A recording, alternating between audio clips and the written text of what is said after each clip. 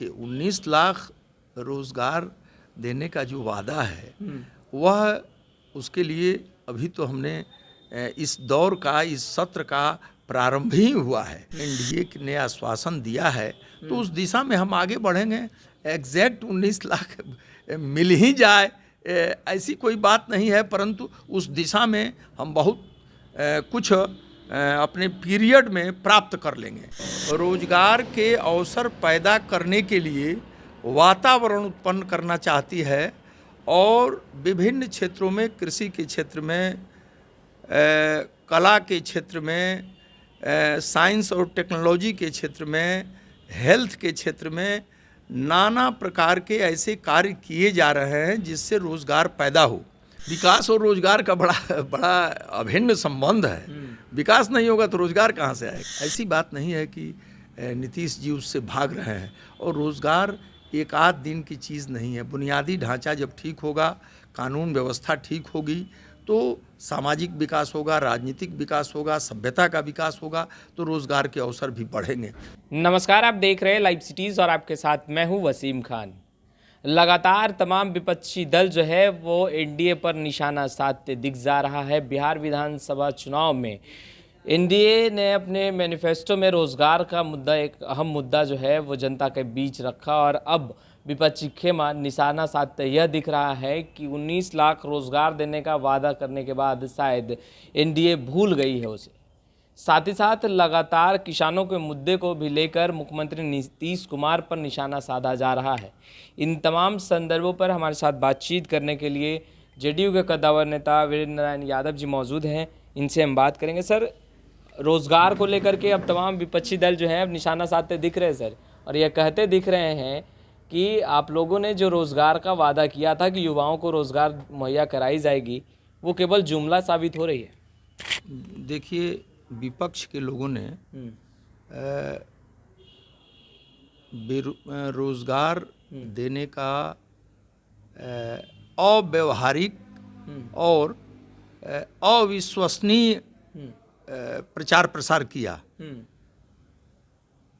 रोजगार देना एक सरकार का व्यवस्थित योजना के तहत होता है और इसके लिए एक वातावरण उत्पन्न करना होता है जिससे कि रोजगार पैदा हो। अब केवल सरकारी क्षेत्र में जो नौकरियां हैं वही रोजगार का आधार नहीं रहेगा। उसके इतर जब राज्य का विकास होगा और राज्य में विभिन्न योजनाएं चलेंगी तो रोजगार के अवसर पैदा होंगे।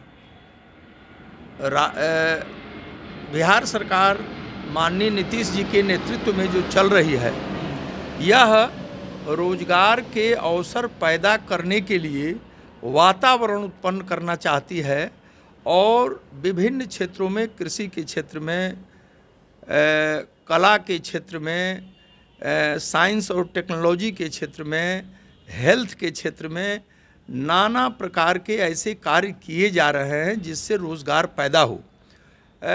देखिए, प्रबंधन का एक बहुत आवश्यक गुण होता है कि अगर किसी क्षेत्र का विकास करना चाहते हैं तो वहाँ सड़क और बिजली पहुँचा दीजिए। वहाँ के लोगों में प्रगति की, विकास की छटपटाहट पैदा होगी और वे देश दुनिया में जाकर रोजगार ले लेंगे और राज्य में भी ले लेंगे।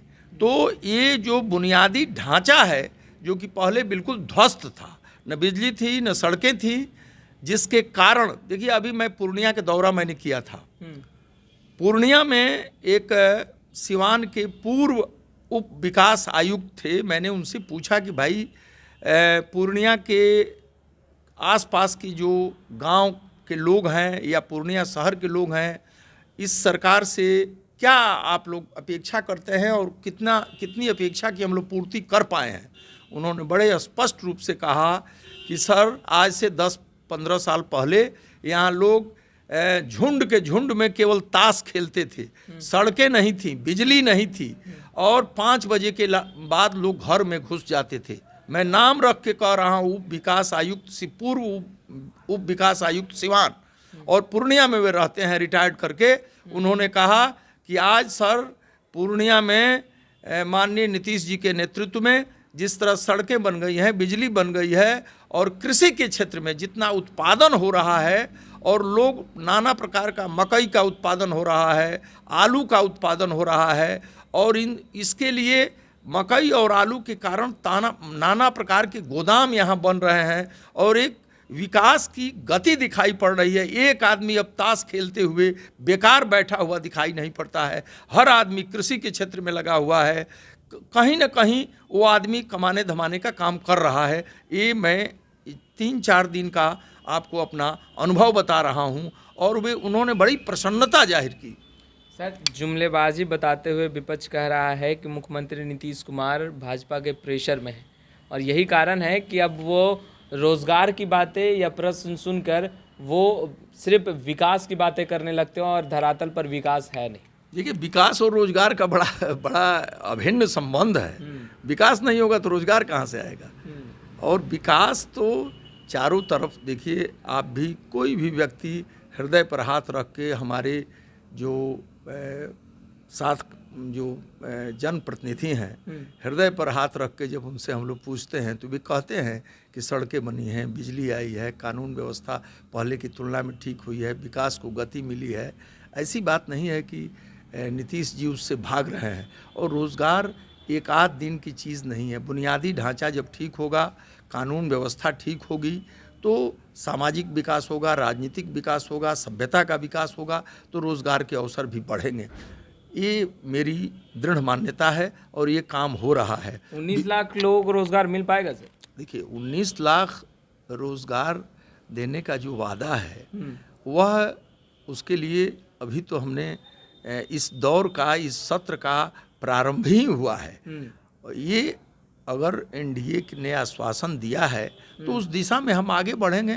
एग्जैक्ट 19 लाख मिल ही जाए ऐसी कोई बात नहीं है, परंतु उस दिशा में हम बहुत कुछ अपने पीरियड में प्राप्त कर लेंगे, ऐसी मेरी मान्यता है। देखिए, 19 लाख रोज़गार देने का जो वादा है, वह उसके लिए अभी तो हमने इस दौर का, इस सत्र का प्रारंभ ही हुआ है। एनडीए ने आश्वासन दिया है तो उस दिशा में हम आगे बढ़ेंगे।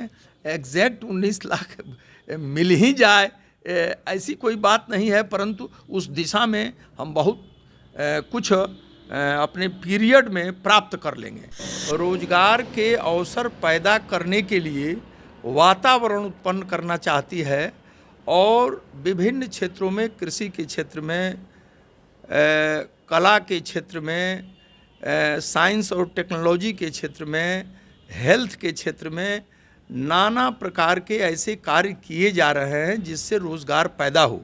विकास और रोज़गार का बड़ा अभिन्न संबंध है।